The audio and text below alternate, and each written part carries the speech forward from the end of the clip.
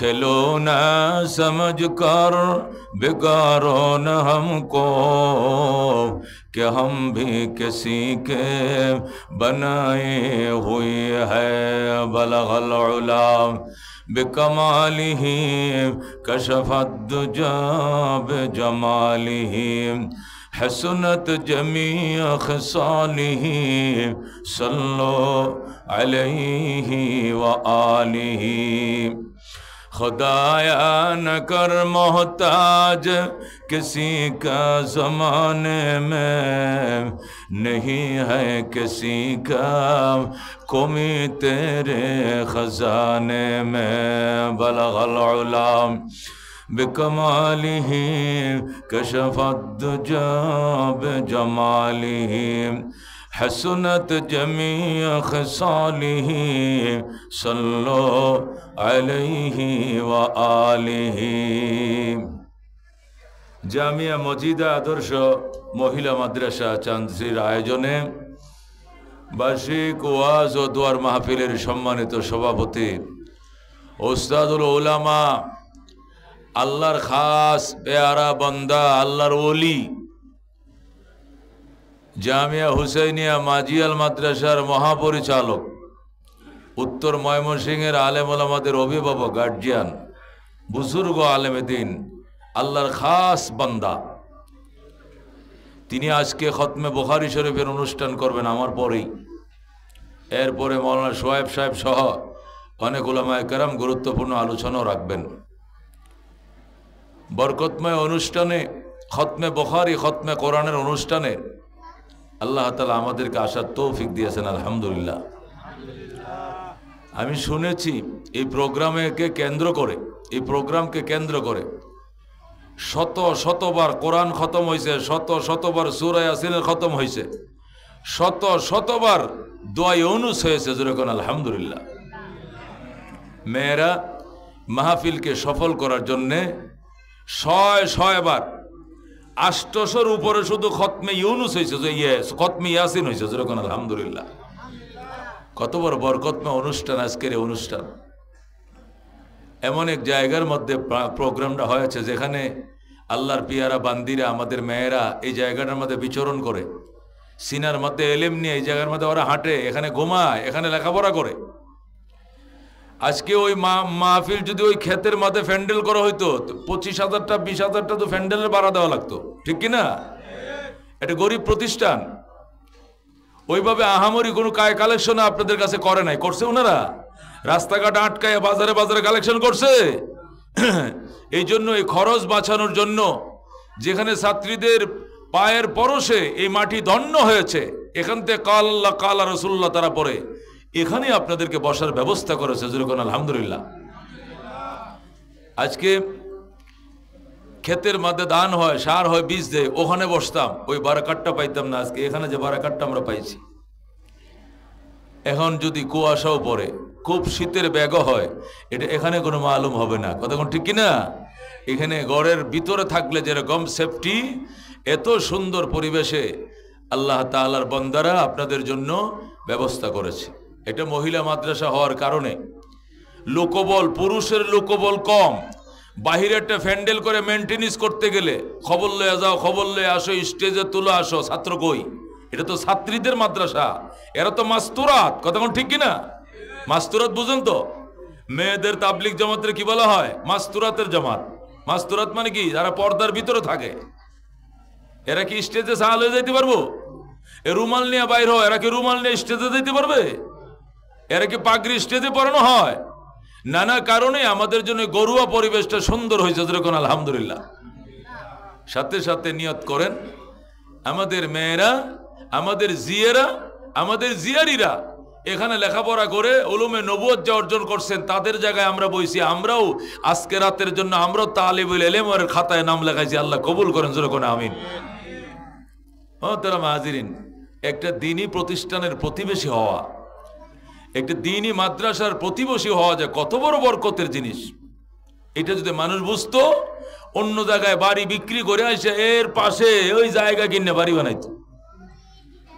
একটা দ্বীনি প্রতিষ্ঠানের পাশে বাড়িঘর বান্দার যে ফজিলত, যে মর্যাদা, এটা যারা বুঝে তারা তাই করে। আমাদের আফতাবনগরে, ঢাকা আফতাবনগরে বনশ্রীর পাশের প্রজেক্ট, যেটা বিশাল বড় প্রজেক্ট, লক্ষ লক্ষ বিঘা জমিন মানুষ কিনে রাখছে, বাড়ি করে না, ফাঁকা। আল্লামা মুফতি মোহাম্মদ আলী সাহেব তিনি যখন আফতাবনগর শেষ মাথা ফাঁকা জায়গার মধ্যে মাদ্রাসা করলেন, ফটার ফট এখন হাজার হাজার বাড়ি হয়ে গেছে। সুবহানাল্লাহ, হাজার হাজার লাখ লাখ বাড়ি হয়ে গেছে। কেন? মাদ্রাসা হয়ে গেছে, কল আল্লাহ কল রাসূলুল্লাহ পড়া পরিবেশ হয়ে গেছে। এখন আর বাড়ি বানাইতে সমস্যা নেই, এখানে চোর আসবে না, এখানে ডাকাত আসবে না, এখানে গুন্ডা আসবে না, এখানে দান্দাবাজ আসবে না। এখানে আল্লাহওয়ালারা বসবাস করে, আমরা তাদের প্রতিবেশী হব, আমরা মারা গেলে এরা জানাজা পড়বে, এদের বারাকাত আমরা পাবো। যেরকম সুবহানাল্লাহ, মাদ্রাসার প্রতিবেশী হওয়া বিরাট বরকতের জিনিস। আল্লামা ইয়াকুব নানুতুবি রহমতুল্লাহ আলাইহি, আল্লামা ইয়াকুব নানুতুবি রহমতুল্লাহ দারুল উলুম দেওবন্দ মাদ্রাসার শেখুল হাদিস ছিলেন এবং মুহতামিমও ছিলেন দীর্ঘদিন। তিনি লেখেন, আমাদের দেওবন্দ মাদ্রাসার যে বাউন্ডারি ওয়াল আছে, এরিয়া আছে, একের ওয়ালের সাথে এক গরিব আল্লাহর বন্দা, নাম শাহজি আব্দুল্লাহ। কি নাম? শাহজি আব্দুল্লাহ। সে এনে বাস করে।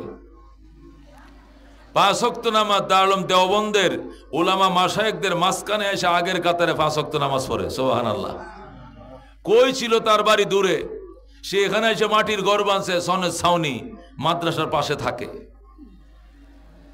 আর সেই বড় বড় উলামায়ে কেরামদের সাথে এসে 5 ওয়াক্ত নামাজ তাকবীরের সাথে পড়ে। আল্লাহ উলামাদের সহবতে তার দিলকে তো পবিত্র করেছিল, আল্লাহ কলুষ মুক্ত করেছিল। তিনি গরিব মানুষ। আল্লামা ইয়াকুব নানুতুবি লেখেন, উনি ঘাস বেচতো, ঘাস ঘাস ঘাস চিনেন? গরুরে ঘাস খাওয়ায় না, কাঁচা ঘাস। কাঁচা ঘাস 6 আটি, কয় আটি? 6টা এরকম মুড়া, এরকম মুঠ 6টা বান্ধিয়া বাজারে 6 আনা বেচতো। কয় আনা? 6 আনা বিক্রি করে 2 আনা দিয়ে নিজের ফ্যামিলির বাজার করত। 2 আনা সাথে সাথে গরিব দুঃখীরে দান করে দিত। দান বেশিরভাগ দারুল উলুম দেওবন্দের এতিম বাচ্চাদেরকে করতো। সুবহানাল্লাহ। 2 আনা, আগের দিনে 2 আনা, এখনের জামানায় ধরেন না কমপক্ষে 200 তো কম না, 200 টাকা তো হবে। হে ব্রিটিশ আমলে 2 আনা, বুঝেন তো? এখন 200 টাকা সমান হবে কিনা? তাহলে ধরেন 2 আনা মানে 200 টাকার বাজার করতো, 200 টাকা দান করতো আর 200 টাকা জমাইতো। 2 আনা জমাইতো, 6 আনা বেচতো ঘাস। কয় আনা? 2 আনা দিয়ে ফ্যামিলির বাজার করতো, 2 আনা দান করে দিত গরিব মিসকিনকে, আর 2 আনা জমা করতো। করার পর 6 মাসের টাকা জমা হওয়ার পর যে আনা দিয়া 6 মাসের আনাগুলো একত্রিত করার পর এগুলো দিয়ে বাজার করতো কইরা দেওবন্দ মাদ্রাসার উস্তাদদেরকে বছরে 2 বার দাওয়াত করে খাওয়াইতো। দারুল উলুম দেওবন্দ মাদ্রাসার এ মাইকর একটু বাড়া না, আওয়াজ কম কে, বক্সটার আওয়াজ বাড়ায় দাও। দারুল উলুম দেওবন্দ মাদ্রাসার উস্তাদদেরকে দাওয়াত করে খাওয়াইতো। দেওবন্দ মাদ্রাসায় ওই সময় 64 জন শিক্ষক ছিল। সুবহানাল্লাহ। এখন আছে প্রায় 300-র উপরে, তখন 64 জন উস্তাদ। দেওবন্দ মাদ্রাসার উস্তাদরা আল্লামা ইয়াকুব নানুতুবিরে বলতো, হজরত শাহজি নে কব দাওয়াত খিলায়েগা। ইয়াকুব নানুতুবিরে দেওবন্দের উস্তাদরা কমিটির মিটিং বইতো না, শিক্ষকদের মিটিং এর মধ্যে বলতো, হজরত क्या आपको मालूम है शाहजी ने कब दावत खिलाएगा? আপনাকে কি বলছে যে শাহজি কবে আমগর দাওয়াত খাওয়াইব? আল্লামা ইয়াকুব নানুতুবি বলতেন যে সাহারানপুরের বড় ব্যবসায়ীরা তোমাদেরকে ফ্রাডু দিয়ে নিয়ে যায়, আবার খাওয়াইয়া ফ্রাডু দিয়ে নামায়া দিয়ে যায়, ফাজেরও গাড়ি দিয়ে নিয়ে যায়, মাইক্রো দিয়ে নিয়ে যায়, আবার মাদ্রাসায় মাঠে নামায় থুয়ে যায়। হে দাওয়াতে যাইতে চাও না তোমরা? আমার পেটে গ্যাস, আমার ডায়াবেটিস, আমার প্রেশার, আমি গরু গোস্ত খাই না, মহিষের গোস্ত খাই না, এত দূরে যাইতাম না, মাথা গোড়ায়, এই একটা না একটা কয়ে কাটতে পড়ো, দাওয়াতে যাইতে চাও না। কিন্তু শাহজি এই গরিব মানুষ ঘাস বেচছে 2 আনা জমা করে তোমার দাওয়াত খাওয়ায়, এইটা কব খিলায়েগা, কবে খাওয়াইব, এইটার খোঁজের জন্য পাগল হয়ে যাও। কারণটা কি? যেরকম সুবহানাল্লাহ। আল্লামা ইয়াকুব নানুতুবি বলতেন, সাহারানপুরে বড় বড় ব্যবসায়ী, আমাদের দিল্লির বড় বড় ব্যবসায়ীরা দাওয়াত করে গাড়িতে নিয়ে দাওয়াত খাওয়ায় গাড়িতে নামায় দিয়া যায় দেওবন মাদ্রাসায়। সেখানে কে যাইবা কেউ রে পাওয়া যায় না, এক একজন এক একটা উজুর করে দাওয়াত খাইতে পরে যাইতে চাও না। কিন্তু শাহজি ওই ঘাস বেসনের দাওয়াত খাওয়ার জন্য ডেট খুঁজো, তার কারণ কি জানতে চায়? সুবহানাল্লাহ। এই ঘাস বেসনে গরিব মানুষের দাওয়াত খাইতে এত পাগল কেরে, কারণটা কি? উস্তাদরা বলতো হযরত শাহজি আব্দুল্লাহ দাওয়াতের ভিতরে ইখলাস আছে, এর টাকাগুলোর মধ্যে বরকত আছে, হালাল রিজিক। শাহজির দাওয়াত একদিন খাইলে 40 দিন তাকবীরুল মিস হয় না, তাহাজ্জুদ মিস হয় না। একদিন তার দাওয়াত খাইলে 40 দিন তাহাজ্জুদ মিস হয় না, তাকবীরুল মিস হয় না। ইবাদতের মধ্যে নূর পায় আলাদা, এবাদতের মধ্যে স্বাদেই পায় আলাদা। শাহজির দাওয়াত এই জন্য খুঁজা খায়, আর সুদখোরদের দাওয়াত দিলেও আমরা খাইতে যাই না। আছে না গো? দেখবেন সব হুজুরারে দাওয়াত দিলে সবার করে যাইতে চায় না।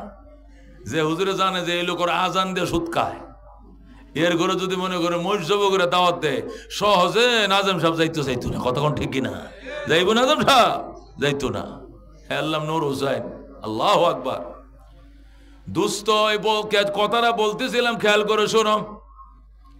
দারুল উলুম দেওবন্দ মাদ্রাসা লর দত্ত শুধু শাহজি দাওয়াত দিয়েছে, লর পর্যন্ত লাইন খুঁজেন গো আপনারা। যাইতেছেন কারণ ঠিক শাহজি কে ঘর মে দাওয়াত খানে কে লিয়ে যা রাহা হো, শাহজির ঘরে দাওয়াত খাইতে যাই। জোরে কোন আল্লাহু আকবার। শাহজির মাটিয়া ঘর 3 জন লোক বইতে পারে না, লোক গেছে 64 জন। কয়জন? হায় রে, শর্ট বিছাইছে মাটিত, বিছাইয়া চিনির তাল তো নাই। শাহজির ঘরে মাটিয়া হানকি আছে, হানকি চিনো? হানুক ছিল আগের দিনের মাইটটা হানকি দিছে। দারুল দেওবন্দের শাইখুল হাদিস হানকির মাঝে বয়া ভাত খায়, আর সাডা কো আহ মজা রে, আল্লাহু আকবার। ও মুসলমান, দারুল দেওবন্দের প্রতিবেশী শাহজি আব্দুল্লাহ শেষে হানকি শর্ট পড়ছে, ওর কলা ভাতা বিছাইতে কলা ভাতত বয়া খায়। আল্লাহ জুড়ে কোন আল্লাহু আকবার। ও মুসলমান, দেওবন্দ মাদ্রাসার প্রতিবেশী ছিল শাহজি আব্দুল্লাহ। উনার ঘরে জায়গা ছিল না, উড়ানে বসাইতো নিয়া। এই উড়ানে রইতো বইয়া, শটের মাঝে বইয়া দেওবন্দের উস্তাদরা খাইতো। আর কইতো আল্লাহ দিলে আগামী 40 দিনের ভিতরে তো মারা যায়, তাহলে অন্তত তাকবীরুল মিস হইতো না, তাহাজ্জুদ মিস হইতো না। শাহজির বরকতে খানা খাইছে, যেরকম সুবহানাল্লাহ। অথচ শাহজি একজন মূর্খ আবেদ, দেওবন্দ মাদ্রাসার প্রতিবেশী। এইটাই ছিল তার একটা, এইটাই ছিল তার পরিচয়। যেরকম আল্লাহু আকবার। হালাল খানা, হালাল না খাইলে বাজানে দাপ্পুর দুপুর মারলে কাম হইতো না, কপাল কালো করলে। হালাল রিজিক, ইবাদত কবুল হওয়ার জন্য হালাল রিজিক কি পূর্ব শর্ত। যেরকম সুবহানাল্লাহ। সুদ খাইবেন, ঘুষ খাইবেন, ভিক্ষা করে খাইও দোস্ত, ভিক্ষা করে খাইও, তবু সুদ খাইও না।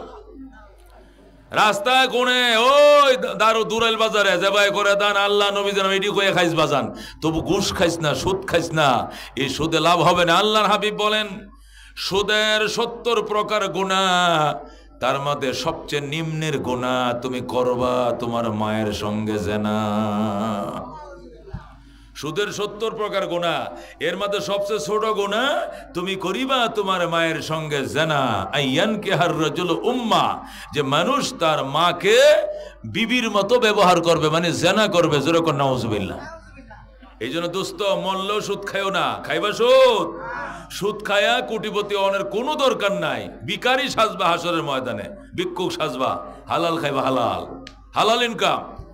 আল্লাহ নবী বলেন লানা রাসূলুল্লাহি সাল্লাল্লাহু আলাইহি ওয়াসাল্লাম আকিলার রিবা ওয়া মুকিলাহু ওয়া কাতিবাহু ওয়া শাহিদাইহি ওয়া ক্বালাহুম সাওয়াউন। রাসূল সুদদাতা, সুদগ্রহিতা, সুদের সাক্ষী, সুদের লেখক চারজনকে অভিশাপ দিয়েছেন। আর বলেন গুনাহ সবারই সমান। খাওয়ান্যের যেমন গুনাহ, দেওয়ান্যের একই গুনাহ, সাক্ষীরও একই গুনাহ, লেখুন্যেরও সমান গুনাহ, কোনো বেশ কম নাই। আমি সুদ খাই না গো, সুদ খাই না। আহতি বিহদা আনি, কিন্তু কেউ আমি সুদে টেহা লাগাইবো এলাকার কেউ কইতে পারবো? বিহদা আহদা আনি, এটা তো বিহদ আনি, এটা তো আনন্দ যায়, এটা হাদিসে আছে। আনন্দ যায় বলি, গু খাইতে না, গু আনাও যায় না, দেওয়াও যায় না। সাক্ষ্য আমি আনিও না, দেইও না। তবে মনে করো এলাকার একটা মাতবর মানুষ হিসাবে মানুষ আমার সাক্ষী টাক্ষী বানায়, নাহলে তো টিয়াটা ওর অস্বীকার যাইব, এই জন্য সাক্ষী হই। কিন্তু আমি খাওয়ানো নাই, দেওয়ানো নাই। খোদা কত তরফ গজব, তুই সাক্ষী হইতে জায়গা হেলি না। কম্পিউটার দোকানদার কয় আমি কোন কাম, আমি তো খালি কম্পোজটা করে দিছি, এটা তো আমার দোহান, এই কম্পোজের দোহান, কম্পিউটার দোহান। খালি কইছি রজব আলী মিয়া 19 তারিখ 1 লাখ টাকা নিছে, আগামী মাসের 19 তারিখ 1,05,000 টাকা দিবে। চেয়ারম্যানকে সাক্ষী বানাইছি, আমার তো দোকান ব্যবসায়ীটা কম্পোজ করছি, 20 টাকা পাইছি। খোদা কত তোর উপরে গজব, তুই কম্পিউটারে কম্পোজও করতে পারতি না, তুই কম্পোজ করার জিনিস পাইলে না, এটা কম্পোজ করবি? মনে করিও না যে গুনায় ব্যবধান আছে। রসুল ওয়াকালাহুম সাওয়াউন, রসুল বলছেন গুনার ক্ষেত্রে সবাই সমান, খাওয়ান্যা দেওয়ান্যা সাক্ষী লিখক সবাই সমান। জোরে কর নাউযুবিল্লাহ। হালাল ইনকাম অত্যন্ত দামি। হযরত ইমাম শাফি রহমতুল্লাহ আলাইহি, ইমাম শাফি রহমতুল্লাহ নাম শুনছেন? 4 মাযহাবের এক মাযহাবে ইমাম।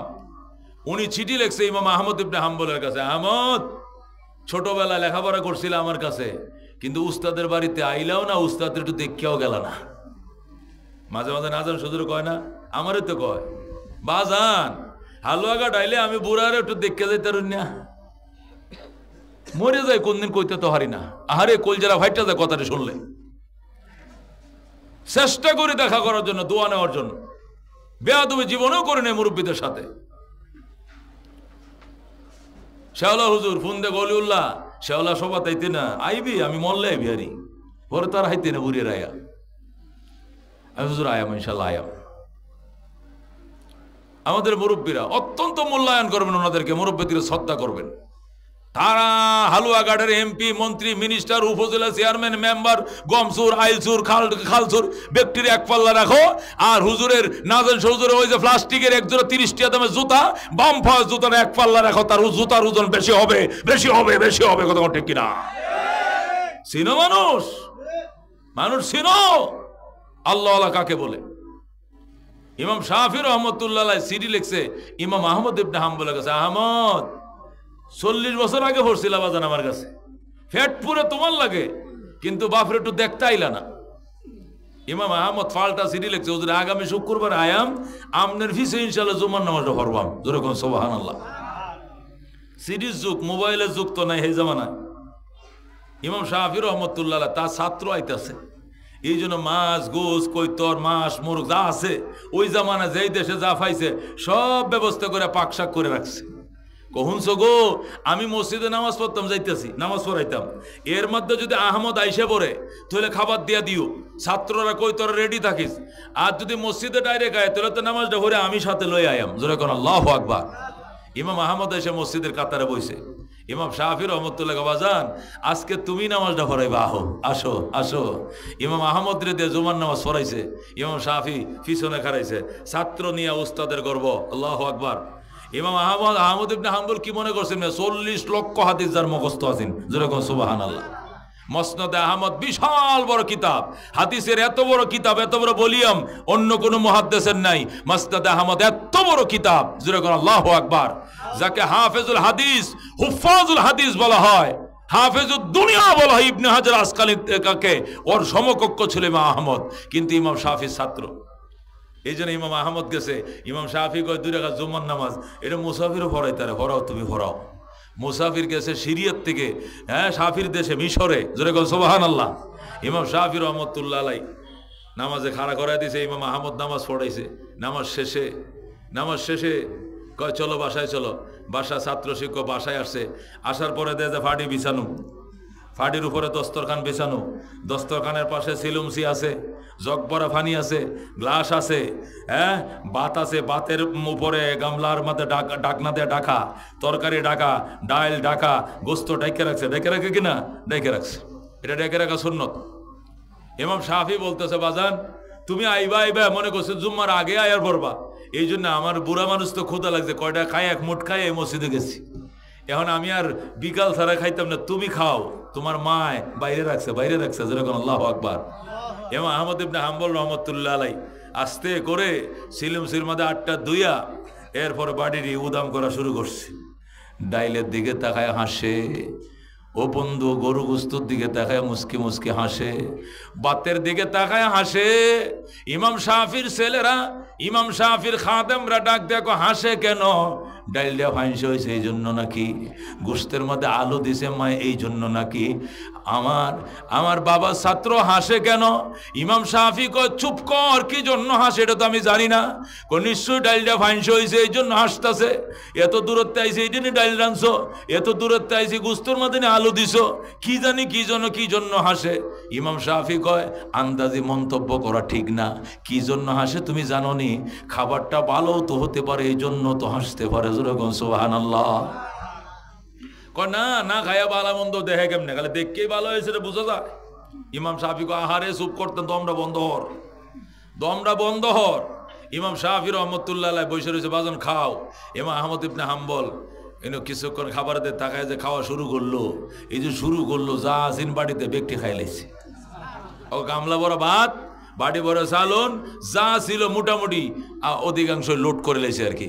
এখন ইমাম শাফির ছেলেরা খাদেমরা এসে আব্বু ছাত্র তোমার যেরকম বড়, এলেমে যেরকম বড়, খাও তো মাশাল্লাহ। যে লোডটা করছে খাওয়াটা দিছে, তিনজনের খানা একজনে, আচ্ছা বড় আলেম হলে কি খাওয়া বেশি হয় নাকি? ইমাম শাফি কো আহারে কথা কম কো বাবা, মেহমানের জন্য ফাঁকাইলে খাইলেই তো শান্তি, আনসি তো খাওয়ানোর লাগিয়া। আমার হুত কত বড় আলেম জানোস, আমি তো মনে হচ্ছে একটু মাখাই বাইরে থয়ে দিব, খাইছে এটা তো শান্তি। মেহমানের লাগে বাজার করলে না খাইলে কি শান্তি আছে? খাইছে এটা শান্তি। যেরকম সুবহানাল্লাহ। অনেক শ্রোতা হবে, আমার শ্রোতা তো আর অল্প জায়গা আডন্য জায়গা না, কথা কোন ঠিক কিনা? 1000 শ্রোতা তো আমার রিজার্ভে থাকে, এই জন্য একটু আগুয়ে বহেন গো বাজান, একটু আগায় বসেন, এদিক থেকে চেপে। মাশাআল্লাহ, অনেক দামি কথা বলতেছি, আসেন সামনের দিকে আসেন, সামনে আগান, সামনে আগান। উলামায়ে কেরামের সংখ্যা বেশি, আলেম ওলামা তোলাবারা চেপে চেপে বসেন, উপরে নিচে মিলাইয়া চেপে বসেন। মাশাআল্লাহ মাশাআল্লাহ মাশাআল্লাহ। হ্যাঁ আগায় বসেন, একদম আগায়। ওই যে পিছনে অনেক উলামারা তোলাবারা দাঁড়ায় আছে। যেহেতু সুন্দর পরিবেশ, ঠান্ডাও না গরমও না, গড়ের মতো এত সুন্দর পরিবেশ, রাতভর বসে ওয়া শুনলেও শরীরের মধ্যে কুয়াশা লাগতো না, কথা কোন ঠিক কিনা? অনেক সুন্দর পরিবেশ। এবার সবাই ভিতরে বসেন। রামনগর মাদ্রাসা প্রিন্সিপাল সাহেব নিচে বসে গেছে না, সেদিকে উপরে আসেন। ওলামারা সামনে স্টেজে আসেন, আপনি স্টেজে আসেন। এত বড় মাদ্রাসা মোতামিম, আরো কে কে ওলামায়ে কেরাম যাদেরকে চিনি না আমি, আপনারা এদিকে স্টেজের দিকে আসেন, এদিকে জায়গা আছে তো, আসেন এদিকে এসে পড়েন। মাশাআল্লাহ মাশাআল্লাহ। মুরব্বী ওলামা যারা আছেন, বুজুর্গ ওলামারা, হুজুর এসে পড়েন। কি লেগে আপনারা সামনে বই আমার শরমটা দিতেছেন? আপনারা জুতার হমান হয় মামি, এদিকে আইন, এদিকে আইন। মাশাআল্লাহ মাশাআল্লাহ, আল্লাহ তুমি কবুল করো, আমিন। দোস্ত খেয়াল করে শুনেন দামি কথা। ইমাম আহমদ ইবনে হাম্বল রহমতুল্লাহ খানা খাইছে, খানা খাওয়ার পর তালবাটি বাসন সবগুলো থামাইছে। থামানোর পর ইমাম শাফি রহমতুল্লাহ বলছে আজকে ইমাম আহমদ আমার বিছানায় ঘুমাবে। কার বিছানায়? ইমাম আহমদ আমার বিছানায় ঘুমাবে। ইমাম শাফি এলেমের জাহাজ, কোন এলেমের কি? এই জাহাজটা যে খাটটাত ঘুমাইতো, ইমাম শাফি কো আজকে আমার ভূত, আমার ছাত্র আহমদ আমার খাটে ঘুমাবে, আমি উত্তর করে হুতবাম যায়া। এরকম হয় না মাঝে মাঝে? নিজের সিটটা সাইরে দেয় কার জন্য? মেহমানের জন্য। তো আপনি কই দেখবেন? আমি যাই বাংলা ঘরে শুয়াম, আলাগ করো, আমি কালা আলাগ ঘরে শুয়াম, উত্তর করে থাকবাম, দক্ষিণে করে। এগুলো করে ইমাম শাফি রহমতুল্লাহ আলাই। ওইদিকে একটু খেয়াল করেন, এটি শয়তান সোয়ার হয়েছে এটির উপরে, গ্যাঞ্জাম লাগাইতেছে। কালকে দুপুরে বয়ান করতেছে দিনের বেলায়, যখন আমি বয়ান করতেছি ওই সময় দিনের ধরেন 10টা বাজে, 30 সাল বইলর মহাসম্মেলন 3 দিন ব্যাপী। তখন আনুমানিক 70 থেকে 80,000 লোক আছে। সুবহানাল্লাহ বল। আপনার এনে তো 1000 হইতেন না, কত হাজার? 70 থেকে 80,000 লোক। তখন দিনের 11টা, আমি মোনাজাতের আগে বয়ান করতেছি, 1 ঘন্টা 1.5 ঘন্টা বয়ান করছি। সুবহানাল্লাহ, কি কম। এর মধ্যে হয়েছে কি, সামনে যে দোকান দিছে, অনেক বড় দোকান, এক দোকানে কম্বলের দোকানে লাগছে আগুন।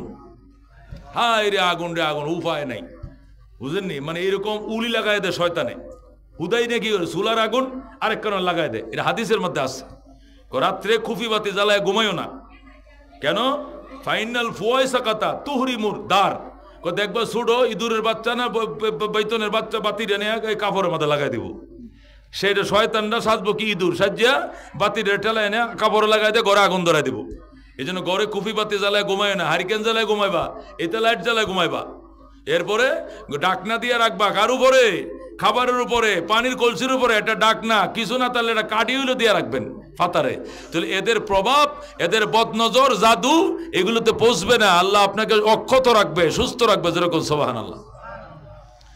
ইমাম শাফি রহমতুল্লাহ আলাইহি বলল, আহমদ আমার বিছানায় শুইবে, শুয়াইছে, নিজে যে শুইছে আরেক রুমে, আর কইতেছে, আমার ছাত্ররা শোন, বাথরুমটা দেখায় দে। আহমদ রাত্রে যদি উঠে বাথরুম দেখায় দে, ডিলাগুলো রাখ, বালতি ভরা পানি রাখ, বদনা ভরা পানি রাখ, জগ ভরা পানি রাখ। আগের দিনে তো সাফ লাইছিল না, কুয়াতে পানি উঠাইয়া বালতি ভরিয়া নাইলে টিউবওয়েল থেকে চাপিয়া রাখা লাগতো, সুন্দর করে রাখো। রাখছে। ইমাম শাফির বিছানায় ইমাম আহমদ ইবনে হাম্বল শুইছে। আল্লাহু আকবার। গভীর রাত্রে ইমাম শাফি রহমতুল্লাহ উঠছে ভোর 4টা বাজে, উইটা বলতেছে, শোন আহমদ রে, এখন আর তোরা তাহাজ্জুদের জন্য কেউ ডাকিস না, কারণ সে মুসাফির মানুষ, অনেক দূর থেকে আসছে কষ্ট করে। ফজরের আজান দিলে তারে ডাকবে যাতে ফজরটা মসজিদে যায় পড়ে, আর তাহাজ্জুদ দরকার নেই। মুসাফিরের জন্য তো আল্লাহ ফরজ নামাজে 2 রাকাত মাফ করে দিছে, নফলটা দরকারটা কি? এই বলে ইমাম শাফি রহমতুল্লাহ আলাই তার ছেলে সন্তানদেরকে ডাইকে তুই গেছে যে আহমদ রে আজানটা দিলে ডাইকে দিবে ফজরের। যায় মসজিদে উজু করে মসজিদে ঢুকছে, ঢুকে দেখে ইমাম আহমদ উস্তাদের আগেই মসজিদে যায় তাহাজ্জুদে সিজদায় পড়ে কাঁদতাছে। যখন আল্লাহু আকবার। জায়দা আহমদ ইমাম শাফির আগে মসজিদে গেছে গা, উনি মনে করছে আহমদ এখনো ঘুমায়। জায়দা ইমাম আহমদ ইবনে হাম্বল কি করতেছে, এদেরকে এই তো তারাইলে তো জায়গা দূরাবা, এটা তো আমার শুনতে হয় না, বুঝতেছেন না ব্যাপারটা? কুকুরদেরকে তারাই দেন এখান থেকে, লাঠিতে দূরান দিলে তো হয়, হাউ হাউ করতেছে, এটা তো ডিস্টার্ব হচ্ছে আমার। মুহতারাম হাজিরিন, ইমাম আহমদ ইবনে হাম্বল আগেই মসজিদে গেছে, ইমাম শাফিও গেছে। যাইয়া তাহাজ্জুদ পড়তে পড়তে পড়তে ফজরের আজান দিছে। দুইজনে ফজরের নামাজও পড়ছে, নামাজ শেষে জিকির করছে, এরপরে কোরআন পড়ছে, এরপরে এশরাক পড়ছে, এশরাক পরে ঘরে আসছে। এশরাক পরে ঘরে আসার পর ইমাম আহমদ ইবনে হাম্বল বলতে, হজরত অনেক ব্যস্ততার মধ্যে আপনার চিঠি পাই, আমি আপনাকে সাক্ষাৎ করার জন্য আসছি, আমি চলে যাবো, আমার ছুটির দিন, কোন নাস্তা খাওয়া যাও। নাস্তা খাইতে বসছে, চলে যাবে। এর আগে ইমাম শাফি বলতেছে, আহমদ তোমার এই অবস্থাটা কবে থেকে হয়েছে আমি জানতে চাই, তোমার এই অবস্থাটা কবে থেকে হয়েছে আমি জানতে চাই। কি অবস্থা এটা খুললে কয় নাই, শুধু এমনি প্রশ্নটা করছে, তোমার এই হালত কখন থেকে হয়েছে আমি জানতে চাই। ইশারা মারছে। ইমাম আহমদ ইবনে হাম্বল কয়, হযরত এই অবস্থাটা আগের থেকেই ছিল, আপনার বাড়িতে আসার পরে এটা পূর্ণতা লাভ করেছে। সুবহানাল্লাহ। এই অবস্থা আগের থেকে ছিল, আপনার বাড়িতে আসার পরে এটা আরো পরিপূর্ণ হয়েছে। তার মানে তুমি বুঝায় বলো। ইমাম আহমদ ইবনে হাম্বল কয়, হুজুর যখন আপনার বাড়িতে আসছি অনেক ক্ষুধা ছিল, আমার প্রচন্ড ক্ষুধা ছিল, কিন্তু সেখানে তো আমি খাই না। আপনার বাড়িতে যখন দস্তরখানে বসায় দিলেন, আপনি খাচ্ছেন না, আমি খাবো, তখন আমি আস্তে আস্তে প্লেটের মুখের ডাকনাগুলো সরাইলাম। ডাকনাগুলো সরাইয়া দেখি হালাল ইনকামের রান্না, হালাল রান্নাকারীর রান্না, হালাল ইনকামের রান্না। আমি ডাইল উদাম করে ডাইল থেকে নূর বাইতেছে দেখি, গোশতের মধ্যেও নূর, বাতের মধ্যেও নূর। আমি সচক্ষে দেখতেছিলাম, এই জন্য আমি খাবারের দিকে তাকায় তাকায় মুস্কি মুস্কি হেসেছি। আপনারা কে কি ধারণা করছেন আমি তো জানি না, আমি খাবারকে তিরস্কার করি নাই, খাবারের নূর দেখে আমি মুস্কি মুস্কি হাসছিলাম। তোরা এখন আল্লাহু আকবার। ইমাম শাফি কয়, হুতাইন কইরে কি কইছিলে আগে আসে কে রে, ডাইল হাইনস হইছে না, হাইনসের লাগে আসছেন বেটা, ওই মকার করে মকা কি লেগে হুন। ইমাম আহমদ ইবনে হাম্বল বলেন, হযরত খাবার দিকে, গোশতের দিকে তাকায় নূর, ডালের দিকেও তাকাই নূর, বাতের দিকেও তাকাই নূর। মনে মনে সিদ্ধান্ত নিলাম, এইরকম খাবার তোর পাইতাম না। টাকাটিও হালাল, বাজারটাও হালাল, রানছে যিনি উনি তাহাজ্জুদ গুজার, আনছে যিনি উনি তাহাজ্জুদ গুজার, বাড়ছে যিনি উনিও তাহাজ্জুদ গুজার। সুতরাং এমন খানা জীবনেও পাইতাম না, একটু বেশি করে খায়া লই। এই জন্য 3 দিনের খানা আমি এক বসায় খাইছি। আসলে আমি কোনো রাক্ষস নই, এত খানা খাই না, কিন্তু আজকে পরিমাণে একটু বেশি খাইছি, এরকম নুরানি খাবার আমি পাবো না। যেরকম সুবহানাল্লাহ, এরকম নুরানি খাবার আমি পাবো না, এই জন্য একটু বেশি খাইছি আজকে। ইমাম শাফি কইরে তোরা কইসলে যে আলেমও বড়, ফ্যাটটাও বড়, হাইছস কি লেগে খাইছে? ফ্যাট বড় লেগে খাইছে না নুরানি খাবার? কি খাবার? নুরানি খাবার, বরকতের খাবার, আল্লাহওয়ালাদের খাবার, হালাল খাবার, নূরওয়ালা খাবার, এই জন্য খাইছে। নতুবা আহমদ আমার এত খাবার অভ্যাস ইমাম আহমদের নাই। ইমাম আহমদ ইবনে হাম্বলকে ইমাম শাফি জিজ্ঞাসা করে, ঠিক আছে নুরানি খাবার পাইছো, খাইছো, লাভ কি হয়েছে একটু কয়ে যাও। হুজুর শারীরিকভাবে দুনিয়ার লাইনেও লাভ হয়েছে, পরকালেও লাইনে লাভ হয়েছে। সুবহানাল্লাহ। দুনিয়ার লাইনে লাভ কি হয়েছে? দুনিয়ার লাইনে লাভ হয়েছে, ইমাম শাফি রহমতুল্লাহ ছেলেরা ইমাম শাফিকে জিজ্ঞাসা করে, আব্বু আব্বু আরেকটা ঘটনা। কি ঘটনা? আচ্ছা, আমরা যে বালতি ভরে পানি রাখলাম, পানি তুই এক ফুটাও খরচ করছে না, ডিলার জায়গা ডিলা, কুলুকের জায়গা কুলুক, বাথরুম সুখ না, তাহলে কি তোমার ছাত্র কি অজু ছাড়াই হজরের নামাজটা হচ্ছে? প্রস্রাব টস্রাব কি রাত বড় হইছে না? ইমাম সাহেব চপ বেড়া, আন্দাজে মন্তব্য করস। এরকম আল্লাহর ওলিরা কি দুনিয়াতে আসেন না?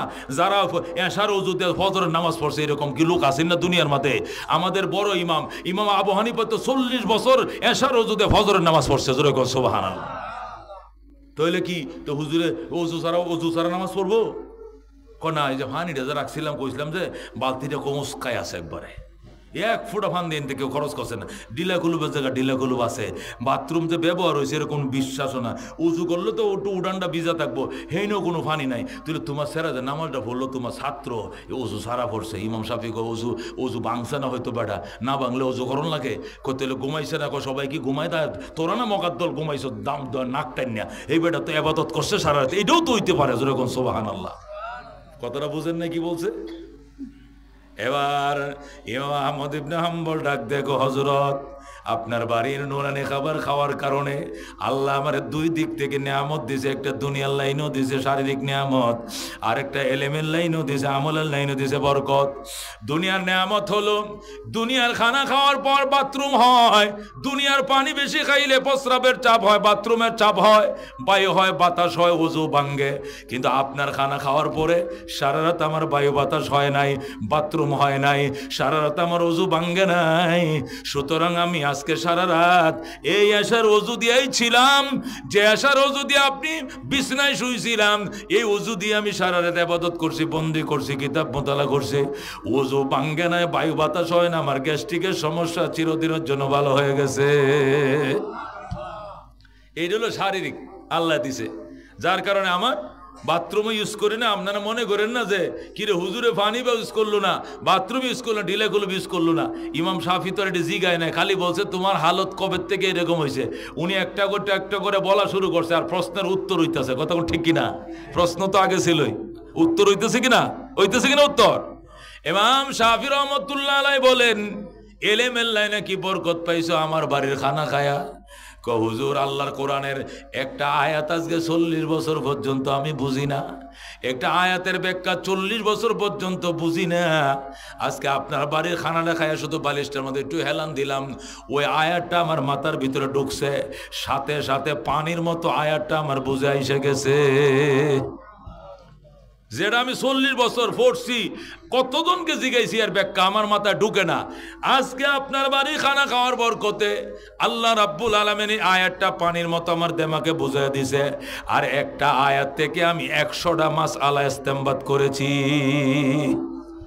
একটা আয়াত থেকে 100টা মাসআলা বাইর করছি আজকে রাতে। এরপরে আমি শুকরিয়া তান না ঘুমাইয়া মসজিদে গেছি। আপনি যাই দেখছেন আমি মসজিদে সজদায় পড়ে রয়েছি, শুকরিয়া জোরে কোন আল্লাহু আকবার।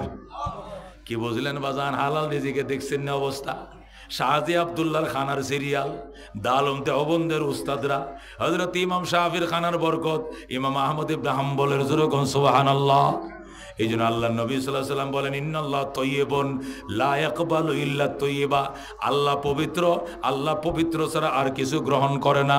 আল্লাহ রাব্বুল আলামিন নবীদেরকেও বলছেন, ইয়া আইয়ুর রাসূল কুলু মিম্মা ফিল আরদি হালালান তাইয়্যিবা। ওগো নবীরা, ওগো রাসূলরা, জমিন থেকে হালাল পবিত্র রিজিক খুঁজে খাইবা। ঈমানদারকে বলছেন, ইয়া আইয়ুহাল্লাযীনা আমানু, হে বিশ্বাসীরা, তোমরা হালাল এবং পবিত্র রিজিক আহার করো, ভক্ষণ করো। যেরকম সুবহানাল্লাহ। ও বন্ধু, বলতেছিলাম মাদ্রাসার প্রতিবেশী হওয়ার বরকতে কথাটা শুরু হয়েছে। আল্লাহ রাব্বুল আলামিন উলামায়ে কেরামকে কি বরকত দান করছে। উলামায়ে কেরামের বরকত এটা কিভাবে অর্জন করবেন? সহবতের কারণে। সাহাবায়ে কেরাম নবীর সহবতের যারা যেরকম বরকত লাভ করছে, আমাদেরকে উলামায়ে কেরামের সহবত ছাড়া এই বরকত অর্জন হবে না। কথা কোন ঠিক কিনা? এক একটা সাহাবী, ও মুসলমান, আল্লাহ নবীর সহবত পাইয়া, এক মুহূর্তের সহবত পাইয়া এক একটা সাহাবী আকাশের নক্ষত্রের মতো হয়ে গেছে। সুবহানাল্লাহ। আজকে এই প্রতিষ্ঠানের প্রতিবেশী হইয়া যদি সচেতন অভিভাবক থাকো এলাকায়, অন্য এলাকার থেকে বাড়ি ভাঙ্গা এসে এখানে খেতে জায়গায় কিনে বাড়ি বানাও। যদি ভাগ্যবান হতে চাও, ফ্যামিলিকে দিনদার বানাইতে চাও, সহবতের এত মূল্য। আল্লাহর হাবিব সাল্লাল্লাহু আলাইহি সাল্লাম যখন মদিনায় আসলেন, ওই গ্রামাঞ্চল থেকে সাহাবায়ে কেরাম জমি বিক্রি করে মদিনা মসজিদের নববীর কিনারে এসে ঘর বানানো শুরু করছে। নবীর প্রতিবেশী থাকবো, নবীর কাছে থাকবো, নবীর সহবতে থাকবো। জোরে কোন সুবহানাল্লাহ। এক একটা সাহাবী আল্লাহ আসহাবি কান্নুজুম, নবী বলছেন আমার সহবতের সাহাবীরা যারা আমার সহবত পাইছে, ঈমান অবস্থায় আমার সাথে মিলিত হয়েছে, ঈমান নিয়ে কবরে গেছে, এরকম সাহাবী প্রত্যেকটা আকাশের নক্ষত্রের মতো। ফাবি আইয়িহিম ইকতাদাইতুম ইহতাদাইতুম, যে কোনো একটা আদনা সাহাবীর অনুসরণ করলে তুমি জান্নাতে যাইবা। কোনো একটা সাহাবীর অনুসরণ করলে তুমি জান্নাতে যাইবা। হে মুসলমান, কোরআন কি আমাদের সামনে নাজিল হয়েছে না সাহাবায়ে কেরামের সামনে? কার সামনে? আমরা দেখছি কোরআন নাজিল হইতে না সাহাবীরা দেখছে? হাদিস কি নবী আমাদেরকে ডাইরেক্ট শুনাইছে না সাহাবীরা শুনছে? জিহাদ কি আমরা নবীর সাথে করছি না সাহাবায়ে কেরাম করছে? হজ কি আমরা করছি নবীর সাথে না সাহাবায়ে কেরাম করছে? পাথর কি সাহাবায়ে কেরাম নবীরে দেখে দেখে বাঁধছে, সাহাবায়ে কেরাম দেখে বাঁধছে না আমরা দেখে বাঁধছি? সাহাবায়ে কেরাম। কিন্তু সাহাবায়ে কেরাম ছাড়া আমাদের কোনো পথ নাই। আল্লাহ নবী যে সাহাবায়ে কেরামকে সাথে নিয়ে ইসলাম প্রতিষ্ঠা করেছিলেন, জাহিলি যুগ বর্বর যুগকে সোনালী যুগ বানাইছিলেন, এখনো সেই সাহাবায়ে কেরামের অনুসরণ ছাড়া এই দেশে শান্তি আনার ব্যবস্থা হয় না, ওইতেও না, ভবিষ্যতেও না। কথা ঠিক কিনা?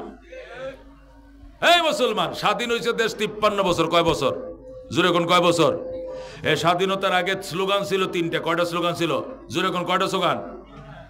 সাম্য, মানবিক মর্যাদা, ন্যায় বিচার প্রতিষ্ঠার জন্য আমরা যুদ্ধ করি, আমরা একটি ফুলকে বাঁচাবো বলে যুদ্ধ করি। কথা ঠিক কিনা? কথা ঠিক কিনা? 3টা স্লোগান ছিল। সাম্য হবে এই দেশে, বৈষম্য হবে না। কাগজ আডানা দিস্তা পাকিস্তানে, 3 টাকা দিস্তা বাংলাদেশে।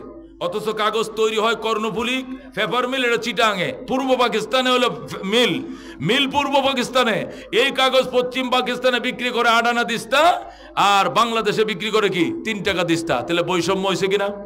হয়েছে কিনা? লবণ উৎপাদন হয় চট্টগ্রামে, বাঁশখালীতে লবণ উৎপাদন হয়। এই লবণ 3 টাকা কেজি বিক্রি হয় বাংলাদেশে, 4 আনা কেজি বিক্রি হয় পশ্চিম পাকিস্তানে।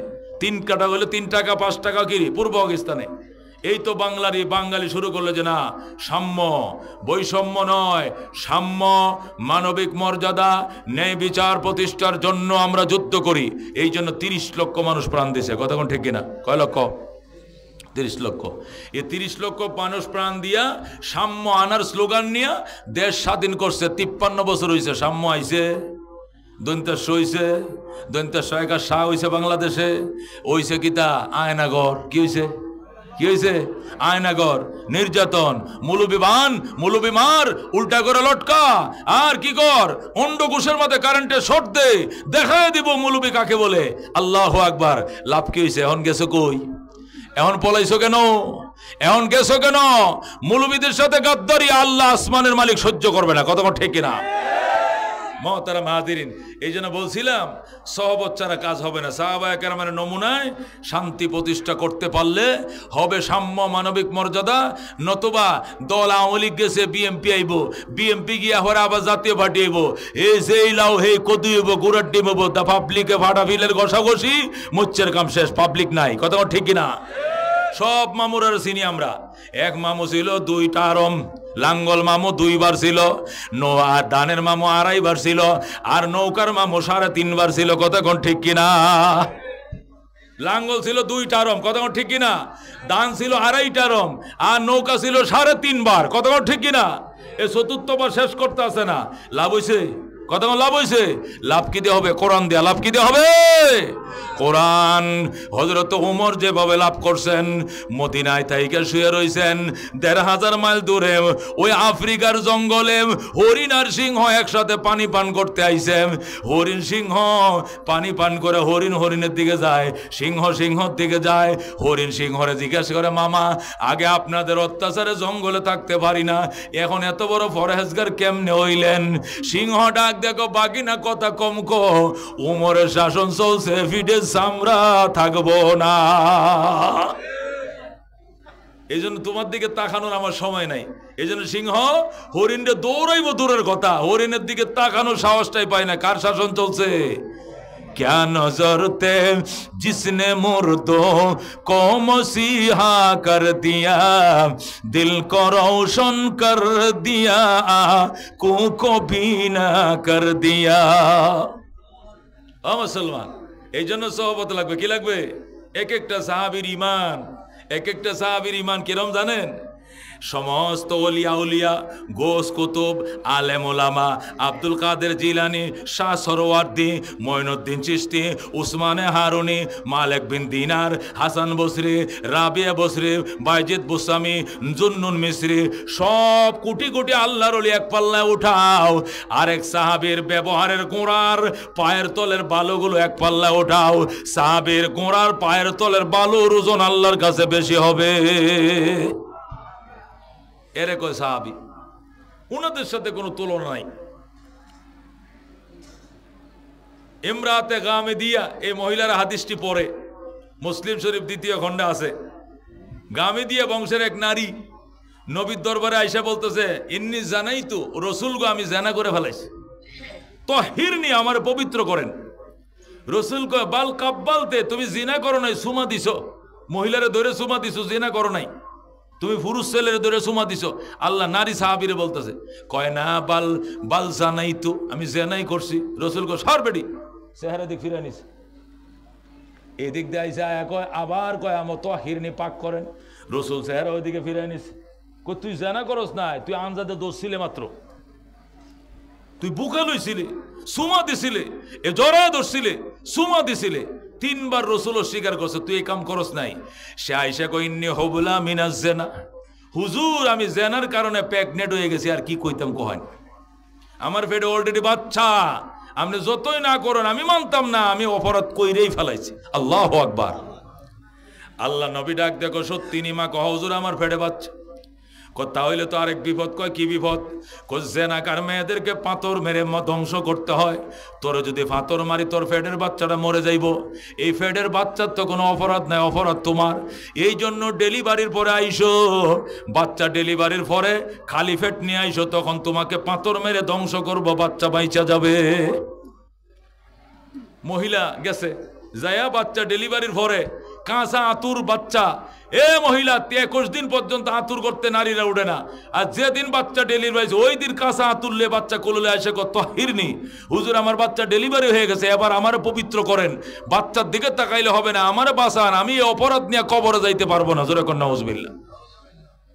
ইমানের পাওয়ারটা দেখছেন সাহাবায়ে কেরাম, ইমানের পাওয়ার। আল্লাহ নবী কই, শোনো শোনো রে মা, এই বাচ্চাটা একবার বাচ্চা পাথরের আঘাত থেকে, এবার মরবে দুধের আঘাতে। তোরে যদি পাথর মেরে মেরে ফেলি, জেনার বিচার কোমর পর্যন্ত গাড়ায় মারবো পাথর, তুই মরে যাবে, বাচ্চা দুধ খাইব কই? এই বাচ্চারা তোর কাছে 2.5 বছর দুধ পায়, 30 মাস পর্যন্ত তোর কাছে দুধ পায়।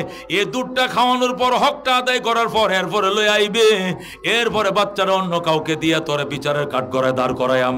এতক্ষণ পর্যন্ত তোর বিচার করা হবে না, চলে যা। কারণ এই বাচ্চারা তো দুধ ছাড়া বাঁচবো না, তোর বাচ্চারে আর কে দুধ খাওয়াইব ক? মহিলা গেছে কান্দে, আল্লাহ আমি 30 মাস বাঁচবো নি, এই অপরাধ নিয়ে দুনিয়াতে 30 মাস বাঁচবো নি, আমার বাচ্চা তো দুধ ছাড়বে 30 মাস পরে, এই জন্য কান্দতেছে। আল্লাহ নবী কো, কান্দিস না, যা, আল্লাহ তোরে বাঁচাইব, আল্লাহ তোরে পবিত্র করে কবরে নিব। বন্ধু 6 মাস পরে মহিলা বাচ্চা কোলে নিয়ে হাজির হয়ে গেছে। কয় মাস পরে? রসুল কইছে 30 মাস পরে আছে, আইসে কয় মাস পরে? 6 মাস পরে। আবার বাচ্চার হাতে একটা রুটি, সিরা রুটি দিছে, রুটি আছে না, রুটি তন্দুল রুটি একটা সিরিয়া দিয়ে রাখছে, বাচ্চা রুটি খায়, এমনি রুটি খায়। কিসরা খোবজা, কিসরা খোবজা, কিসরুন মানে ভাঙ্গা, খোবজা মানে রুটি, ভাঙ্গা রুটির টুকরা দিছে, মানে বুঝাইতেছে রসুল এই যে বাচ্চাটা দুধ খাওয়াইয়া শেষ হইলে পরে আমতেন কইছেন তো, বাচ্চা মাশাআল্লাহ আল্লাহ দিলে 6 মাসে রুটি খাওয়া শিক্ষালাইছে, সুতরাং দুধের উপরে নির্ভর না, আমার বিচার কার্যকর হয়ে গেল, আমার পুতের কোনো সমস্যা হইতো না, রুটি খাইয়া দুনিয়া বাঁচতে পারবো। যেরকম সুবহানাল্লাহ। মহিলা কত কারসাদি করে অল্প দিনের মধ্যে রুটি খাওয়ানো শিখাইছে, তবু আমাকে বিচার কার্যকর করেন। আমি বাঁচতে চাই না, আমি মরতে চাই, আমি এই কলঙ্ক থেকে পবিত্র হতে চাই। যেরকম আল্লাহু আকবার। ইমাম দেখেন সাহাবায়ে কেরামের। আল্লাহ নবী ডাক দিয়ে কয়, মা মানলাম এই বাচ্চারা দুধ থেকে বাইচে গেছে, রুটি খায়া বাঁচবে, কিন্তু আরেকটা সমস্যা। কি সমস্যা? এই শীতের দিনে বাচ্চারা যখন প্রস্রাব করবে অন্য মানুষের তো আমার মায়া লাগবে না, এরা ভিজা কাপড়ে শোয়ায় রাখবো, কিন্তু তুমি মা ডাইন কোলে ভিজাইলে বাম কোলে নিবা, বাম কোলে প্রস্রাব করলে বুকের মধ্যে নিবা, তুমি তো তোমার বাচ্চাকে তুমি কি করবা? টেক কেয়ার করবা। এই টেক কেয়ার তো অন্য মায়ের জীবনেও করতো না, এই জন্য বাচ্চাটাকে লালন পালন করে বড় বানাও, এরপরে বিচার কার্যকর সম্পন্ন করব। রসুল যে কত চেষ্টা করতেছে মেয়েটারে বাঁচানোর জন্য, একটার পর খালি দূরে সরাইতেছে। মহিলা ডাক দেখো, হুজুর আমার আর বিদায় দিয়েন না, আমার বাচ্চা লালন পালনের জন্য কথা কইছি, দুই একজন রাজি হয়েছে আমার বাচ্চাটারে ফাইলে দিব, তবু আমার বিচার কার্যকর করেন, আমি বাঁচতে চাই, আমি এই অপরাধ থেকে বাঁচতে চাই। নবী কো, কে আসো এই মেয়ের বাচ্চাটাকে ফাইলে দিবা? এক আনসারি দাঁড়ায়, আমি দরকার হলে তার বাচ্চাটাকে ফাইলে দিব, তবু গো এর বিচার কার্যকর করেন, এর জাহান্নাম থেকে বাঁচান। সুবহানাল্লাহ। তখন এক আনসারি লোক আইসা বলতেছে, আচ্ছা যা, আমার বাচ্চা আছে, আমার ওয়াইফের দুধও বেশি আছে, তোর বাচ্চা আমার বাচ্চা দুইটা, এক মেয়ের দুধ ফাইলে দুই সনের দুধ দুইটা খাইয়া বড় হইতে পারবো, যান আপনি বাচ্চা আমি ফাইলে তেমনি যান। এই আনসারি মহিলা, এক মহিলা বা পুরুষ এসে এই বাচ্চাটাকে নিয়ে গেছে। এরপরে রসুল ওই মহিলাকে নিয়ে গেছে ময়দানে, মরুভূমির মধ্যে যাইয়া, যেখানে বিচার কার্যকর করে সেই কেসাসের জায়গায় নিয়ে গেছে, যাইয়া কোমর বন্ধ গাড়াইছে, এত গর্ত করছে করে, এটা মাটিতে চাপ দিছে ভালো করে, যাতে এতে উঠতে দৌড় দিতে না পারে, মেয়েটা আটকাইছে, যেটা ইসলামের বিধান। এরপরে পিছনে এইভাবে হাটটি না কি করছে, বাঁধছে, বান্ধা মুখের মাথায় কালো কাপড় দিছে, দিয়ে এবার পাথর মারো, ইসলামের যে বিধান, দৌড়ো কি পাথর মারো, পাথর মারা শুরু হয়েছে। হাজার হাজার সাহাবায়ে কেরাম পাথর মারার অনুষ্ঠানে অংশগ্রহণ করছে, এটা সবাই পাথর মারতেছে। মহিলা একটা বার কয় না বাঁচাও বাঁচাও, কয় না, মহিলা কয়, আল্লাহ তুমি আমার নিয়ে যাও, আল্লাহ তুমি আমার নিয়ে যাও, আমি শহীদ হতে চাই, তবু আমি জেনার এই পাপ থেকে আমি মুক্তি চাই। আল্লাহু আকবার। চারদিক থেকে বৃষ্টির মতো পাথর মারতেছে, গামে দিয়ে বংশের নারীটাকে সবাই পাথর মারতেছে, সবাই বুকের মাথে ফিটের মাথে পাথর মারতেছে। একটিবার কয় না আমার আর মারুন না, যে কয় না বরং বা আরো জোরে মারো, আমি মরি না কেন, আমি পাথরের আঘাতে মারা যাব, তখন জেনার অপরাধ থেকে আমি পবিত্র হব, আমি পবিত্র হইয়া আল্লাহর দরবারে হাসরের ময়দানে দাঁড়াইতে চাই। আল্লাহু আকবার। হযরতে খালিদ বিন ওলীদ রাদিয়াল্লাহু তাআলা আনহু দৌড়ে আইসে কয়, রাসূলুল্লাহ হাবিবাল্লাহ, আমি নতুন মুসলমান হইছি, এই পাথর মারা সিস্টেম, হাত কাটা সিস্টেম, এগুলো তো আগে দেখি নাই, আমি নতুন মুসলমান হয়েছি, আজকে দেখতে পাইছি। কয় আয় হুজুর আপনারা কি করেন? কয় পাথর মারতেছি। কয় আমি একটা মারবনি। কয় মার। খালেদ বিন ওলীদ এত বড় একটা পাথর লইয়া, অন্যরা তো বুকে ফিটে মারে, আর খালেদ বিন ওলীদ শক্তিশালী মুজাহিদ ছিল, সে মাথার মাথায় টাস করে যখন পাথরটা মারছে, ওই মহিলা জেনাকার মহিলার মাথার মধ্যে যখন এত বড় পাথরটা পড়ছে, টাস করে কাল্লাটা দুই ফাল্টা হয়ে গেছে। আল্লাহু আকবার। মেয়ের মাথাটা ফাইটে সিরিঙ্গিতে রক্ত ছুটছে, এই রক্ত আইসা খালিদ বিন ওলীদের জামার মাথায় পড়ছে। আল্লাহু আকবার। খালেদেই মারছে মেয়েটাকে, জুরে মারছে, মাথাটার মাথায় যখন পড়ছে টাস করে কল্লাটা ফাইটে গেছে। আল্লাহু আকবার। সারাটা যখন ফাইটে গেছে, সিরিঙ্গিতে রক্ত ছুটছে, খালেদ বিন ওলীদের গায়ে এসে রক্তটা পড়ছে। মুসলিম শরীফের হাদিস বাজান, হযরত খালেদ বিন ওলীদ রাদিয়াল্লাহু তাআলা আনহুর জামার মাথায় যখন রক্তটা পড়ছে, খালেদ কই সি সি সি সি, একটা নষ্ট মেয়ের রক্ত বুঝে আমার গায়ে পড়লো। যেই বলছে সি সি, নবী আর চোখের পানি রাখতে পারে নাই। নবী ডাক দিয়ে কই, খালেদ তুই কি কইলি? খালিদ তুই কি কইলি? উড্ডু কর কথাটা, উড্ডু কর। তুই কি কইলি? নষ্ট মেয়ের রক্ত তোর গায়ে পড়ছে, তুই জানিস এই মেয়েটা কেমন তওবাটা করছে? এরে আমি বারবার ফিরে দিতে চেষ্টা করছি, তারপরেও সে ফিরে যাইতে রাজি না, বারবার ঘুরে আইছে। সে এমন তওবা করছে, এই মেয়েটা তওবা যদি মদিনার 70 মাইল এলাকার সমস্ত পাপীদের মধ্যে বন্টন করে দেওয়া হয়, এক মেয়ের তওবার কারণে 70 মাইল এলাকার সমস্ত মুসলমানের গুনাহ মাফ হয়ে যাবে। খালেদ বিন ওলীদ রাদিয়াল্লাহু তাআলা আনহু তো বুঝে নাই, কই সরি সরি হুজুর, বুঝি না, আমি নতুন মুসলমান, আমি মনে করছি ফাফি বন্দা, ফাফি মেয়ে পাথর মারতাছে, তার শরীরে নষ্ট রক্ত আমার গায়ে পড়ছে। রাসূল কই, এটা শহীদের রক্তর চেয়ে রক্ত দামি, এটা জান্নাতের কাউসারের শরবতের চেয়ে এটা দামি, এটা জমজমের পানির চেয়েও দামি, এটা শহীদের রক্তর চেয়েও দামি, এটা তওবার রক্ত তোর গায়ে লাগছে, তওবার রক্ত। জোরে কও সুবহানাল্লাহ। ও মুসলমান, এক একটা সাহাবা কি মনে করছো আল্লাহ কি এমনি কইছে না আমিনু কামা আমানান নাস, ঈমান আনো মক্কাবাসী এইভাবে যেভাবে সাহাবায়ে কেরাম ঈমান এনেছে। আল্লাহ অন্য জায়গার মধ্যে বলেন ফাইন আমানু বিমিসলি মা আমানতুম বিহি ফাকাদ ইহতাদাউ, মক্কার মুনাফিকরা যদি ঈমান ওইভাবে আনতো বিমিসলি মা আমানতুম বিহি, তোমরা সাহাবীরা যেভাবে ঈমান এনেছো ফাকাদ ইহতাদাউ, তারা হেদায়েত পাইতো। কিন্তু মুনাফিকরা তো ওইভাবে ঈমান আনে নাই, তারাও হেদায়েত পায় নাই। আল্লাহ পরিষ্কার বলে দিয়েছেন মাইয়ুশাকিকির রাসূলাম মিন বাদি মা তাবায়্যানা লাহুল হুদা ওয়া ইয়াত্তাবি গায়রা সাবিলিল মুমিনিন নুওয়াল্লিহি মা তাওয়াল্লা ওয়া নুসলিহি জাহান্নাম ওয়া সাআত মাসীরা। আল্লাহ বলেন যে ব্যক্তি রাসূলের বিরোধিতা করবে এবং সাহাবায়ে কেরামের পথের বাহিরে অন্য পথে যাবে, আল্লাহ কোন নুওয়াল্লিহি মা তাওয়াল্লা, যে দিক যাইতে মন চায় তোমার সেই দিক যাইতে দিব। তুমি মনে রেখো নুসলিহি জাহান্নাম, অবশেষ তোমাকে দগ্ধ করব জাহান্নামের আগুনে। সুতরাং সাহাবায়ে কেরামের রাস্তা বাদ দিয়া নতুন কোন রাস্তা খোঁজার কোনো সুযোগ নাই, ঠিক কিনা? নতুন কোন পথ আছে? কয় না আমরা দরবার শরীফ লই আছে। কোন দরবার? কয় হ্যাঁ সিরিকুটের দরবার। কিনকুট? বাংলাদেশ সিরিকুট। আমরা রসুলপুরি, আমরা বান্ডার শরীফ, আমরা আট্টসি শরীফ, আমরা এই শরীফ, আমরা রেজবি শরীফ, গুড়ার ডিম শরীফ। তুমি মিয়া সাহাবায়ে কেরাম শরীফ লাগবো, মদিনা শরীফ লাগবো, অন্য কোন শরীফ চলবে না। কথা ঠিক না? বন্ডামি শরীফ বাদ দাও, উলামায়ে কেরাম যে পথে ওই পথে যাও। আল্লাহ রাব্বুল আলামিন বলছেন, আল্লাহর নবী বলছেন আল্লাহ আল্লাহ ফি আসহাবি লা তাত্তাখিযুহুম গরাদাম মিন বাদি ফামান আহাব্বাহুম ফাবিহুব্বি আহাব্বাহুম ওয়া মান আবগাযাহুম ফাবিবগযি আবগাযাহুম। আল্লাহর দোহাই, আল্লাহর দোহাই, সাহাবায়ে কেরাম সম্পর্কে মন্তব্য করবা না। ফামান আহাব্বাহুম ফাবিহুব্বি আহাব্বাহুম, সাহাবীদেরকে যারা ভালোবাসবা আমি নবীর ভালোবাসো বলেই ভালোবাসবা। ওয়া মান আবগাযাহুম ফাবিবগযি আবগাযাহুম, আর সাহাবীদের সাথে দুশ্মনী করবা আমি নবীর সাথে দুশ্মনী এই জন্য দুশ্মনী করবা আমি ধরে নেব। জোরে কর নাউযুবিল্লাহ। খবরদার সাহাবায়ে কেরামের পায়ের তুলা বরাবর কিছুই তোমার হবে না। কি কামাইছো? কত রাকাত নামাজ পড়ছো? সাহাবায়ে কেরাম যে যুদ্ধের মধ্যে গোড়া ব্যবহার করছে, গোড়ার পায়ের তলে যে দুলাগুলো লাগছে এ দুলা এক পাল্লায় ওঠাও, আর তোমার মতো কোটি কোটি মৌলবী এক পাল্লায় ওঠাও, এদের পায়ের ধুলা বরাবর তোমার হবে না। কথা ঠিক কি না?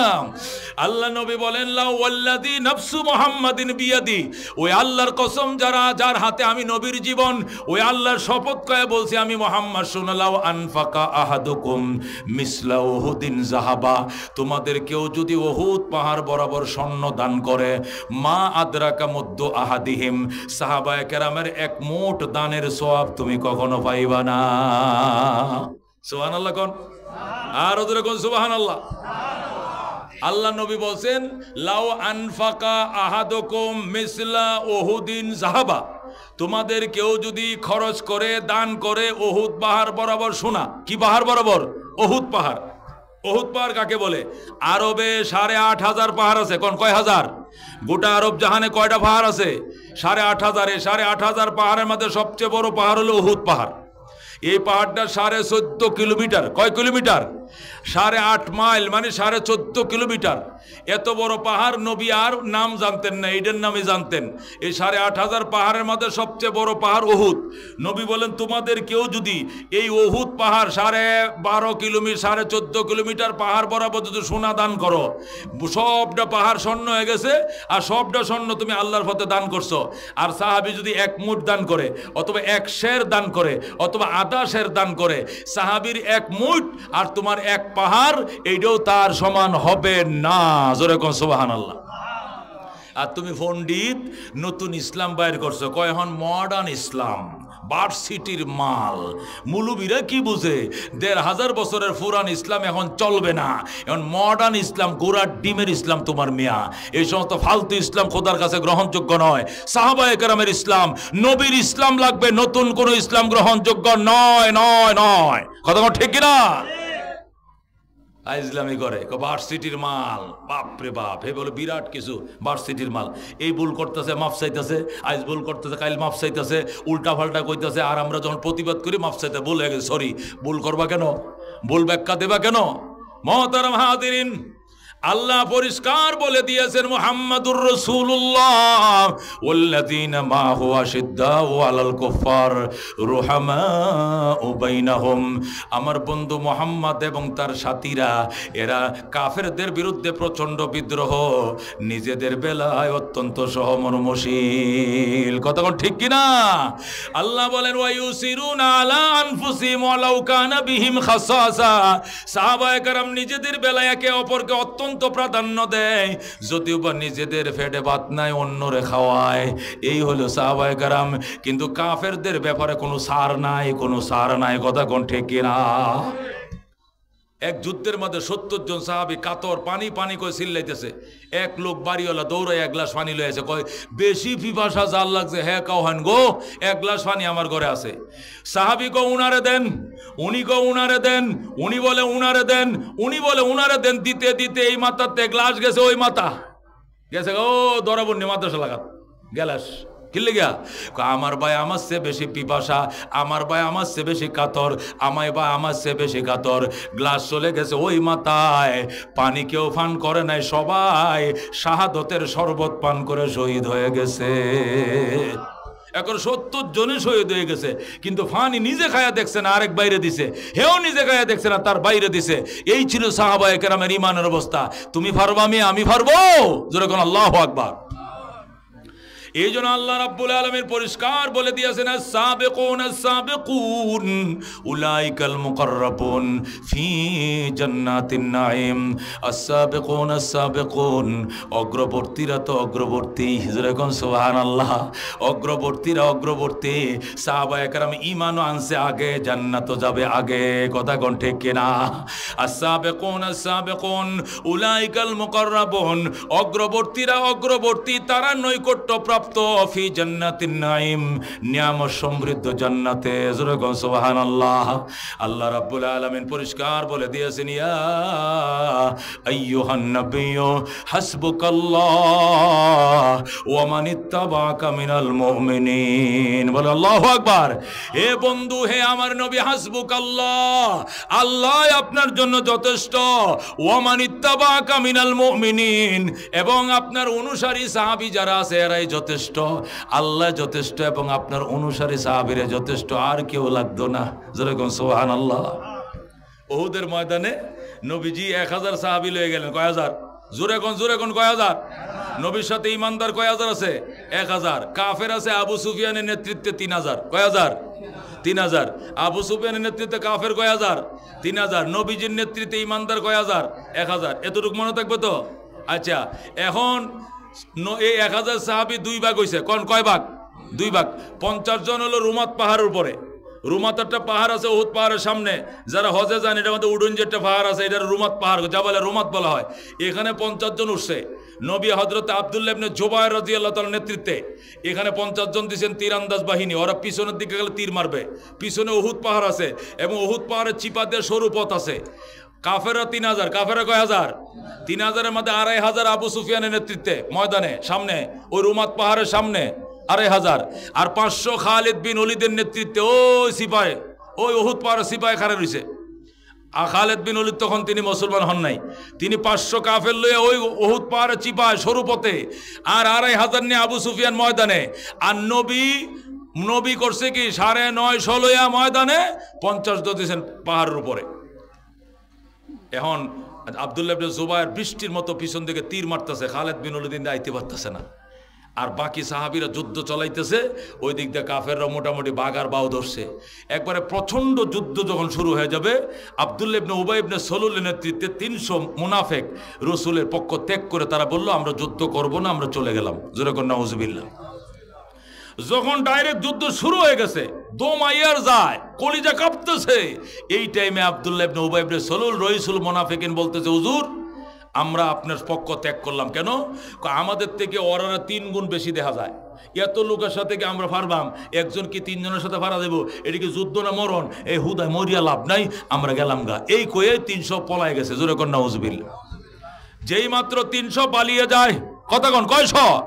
যেই মাত্র 300 পালিয়ে যায়, রহমতুল্লিল আলামিন সাল্লাল্লাহু আলাইহি সাল্লাম মনে অনেক ব্যথা পাইলেন, কলিজায় বড় ব্যথা পাইলেন, হৃদয়ে বড় আঘাত পাইলেন, কাঁদতে শুরু করলেন, আল্লাহ আল্লাহ তোমার কাছে বিচার দিলাম, কেমন টাইমে এরা দৌড়টা দিছে, যুদ্ধের ময়দান থেকে দৌড় দিলে সবার মনোবল নষ্ট হয়ে যায়। নবী ডাক দেখা, আব্দুল্লাহ তুই আসবে না যুদ্ধে মদিনার থেকেই না করতে? তুই কইতে ওহুদে যাব না, মদিনার থেকে ওহুদ প্রায় 3 কিলোমিটার, মদিনায় থেকে বলতে যুদ্ধের অভ্যাস নাই, আমার হার্টবিট দুর্বল, আমি যুদ্ধ করতে পারি না, আগেই কইতে তোরে আনতাম না, কিন্তু ময়দানে আসলি আর একবার তুমুল লড়াইটা যখন যুদ্ধ শুরু হবে এই সময় তুই পালিয়ে গেলি, তুই তো পলাশ নাই, আমার সকল সাহাবীদের মনোবলটা তুই ধ্বংস করে দিলি, আমার সাহাবীর মনোবলটা তুই ভাঙ্গে দিলে। আল্লাহ নবী বলেন আকবারুল কাবায়েরে আল ফেরারু মিনাজ জাহাব, যুদ্ধের ময়দান থেকে পালিয়ে যাওয়া সবচেয়ে বড় কবিরা গুনাহ, কথা কোন ঠিক কিনা? যুদ্ধর ময়দান থেকে 300 পালায় গেছে, আসে আর কয়জন? 700। কয়শো আছে? 700। 300 চলে গেলে 1000 থেকে কয়শো আছে? 700। 700 থেকে 650 লেরবি মাঠে আছে, আর 50 জন আব্দুল্লাহ ইবনে জুবাইরের নেতৃত্বে পাহাড়ের উপরে দিছে, তুমুল যুদ্ধ শুরু হয়েছে। আল্লাহ বন্ধু কান্দে, আল্লাহ আল্লাহ গো 1000 লোক লই আইছিলাম, 300 তো পালায় গেছে, আল্লাহ সব তোমার কাছে দিলাম, এটা কাজ করলো না, এটা এই মুহূর্তে আমাকে এটা ফাফরের মধ্যে ফালায় তারা চলে গেল। আল্লাহ নবীকে সান্ত্বনা দেওয়ার জন্য আয়াত নাযিল করে বলতেছি, আইয়ুহান নবী, ও আমার বন্ধু কাঁদেন না, চোখের পানি মুছে ফেলেন, হাসবুকাল্লাহ, আল্লাহ আপনার জন্য যথেষ্ট। জোরে কোন সুবহানাল্লাহ। আপনি এত টেনশন কি জন্য করে? হাসবুকাল্লাহ, আল্লাহ আপনার জন্য যথেষ্ট। নবী কো আপনি তো যথেষ্ট, এটা আমি মানি, এটা বিশ্বাস করি, আমি তো আপনার নবী, এটা বুঝান লাগতো, এটা আমি বুঝি, তারপরে তো দুনিয়াতে ঝগড়া কাজ্জা করলে পিছনে লোক তখন লাগে, লোক তো থাকতে হয় একজন। আল্লাহ কো নাই কে কইছে, ওয়ামান ইত্তাবাকা মিনাল মুমিনিন, 700 থেকে 300 না গেছে, আরো 700 জন আপনার অনুসারী সাহাবীরা হাঁটু গাড়াইয়া দাঁড়ায় রইছে, এরা পলাইবে না, এরা তো আছে, ভয়ের কোনো কারণ নাই। জোরে কোন আল্লাহু আকবার। ওয়ামান ইত্তাবাকা মিনাল মুমিনিন, এবং যারা আপনার অনুসরণ করে, যারা পলাবে না, এরকম 700 তো আছে, সবাই তো পলায় নাই, 300 না পলাইছে, এরা মুনাফিক। ও বন্ধু, ও দুস্থ, কেমন সংকটের টাইমে সাহাবীদের নামটা নবীরে আল্লাহ শুনাইলেন, কেমন সংকটের টাইমে সাহাবীদেরকে বললেন আমি তো আছি, আমার সাহাবীরাও আছে। সাহাবায়ে কেরাম ইসলামের দুর্দিনের বড় সাথী, কথা ঠিক না? আল্লাহ নবীর চোখের পানি মুছার জন্য আল্লাহ ওয়ামান ইত্তাবাকা মিনাল মুমিনিন বলে সাহাবীদের নাম বলছে, রেখে 60 টাকানি কথা মিয়া সাহাবায়ে কেরাম। এই জন্য নবী বলছেন আসহাবি কান্নুজুম ফাবিআইয়িহিম ইকতাদাইতুম ইহতাদাইতুম, আমার প্রত্যেকটা সাহাবায়ে কেরাম আকাশের নক্ষত্রের মতো, যে কোনো একটা সাহাবীর অনুসরণ করবা তুমি নিশ্চিত হেদায়েত পেয়ে যাইবা, নিশ্চিত হেদায়েত পেয়ে যাইবা। এই সাহাবায়ে কেরামের মধ্যে সর্বশ্রেষ্ঠ সাহাবী ছিলেন আবু বকর। জোরে কোন কে? জোরে কোন কে? 1 নম্বর সমস্ত সাহাবীদের মধ্যে সর্দার ছিলেন কে? আবু বকর।